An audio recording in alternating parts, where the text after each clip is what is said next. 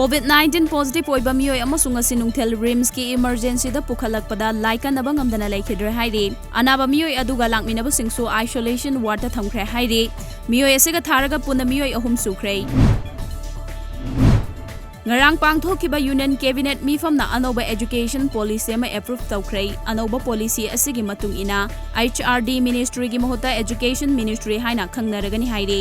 Amarom the higher education the multiple entry or basu degree course the exit opens lairagane MPhil program lairaroi university level da tamna bagidama common entrance exam pangthoklagani haire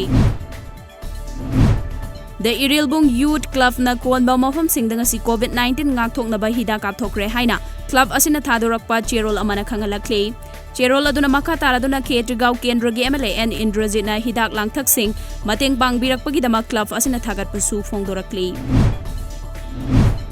Manipur gi tongan ba mafam singda leiriba VDF personal leasing taraga yangkhaina Khongjang sing sangsindu laklabasu lenga ki maikai de gita sinadaba madi positive oina response amata piraktabana maram oiraga Manipur da leiba VDF singi oiba general body mifam ama lagliba August thagi tarada association na leblakpa mafam amadi matamda pangthoklagani hairi Khangabo Kendra gi MLA Okram Surjakumar gi luching makhada Kendra sigi mafam senba thungna sodium hypochlorite kapthokpagi saruk kamoina ngasi Khangabo ki hidak kappa wat hobam mafam sing haibadi athokpom khunau amadi SP Thobal gi office complex ta hidak kapthokrei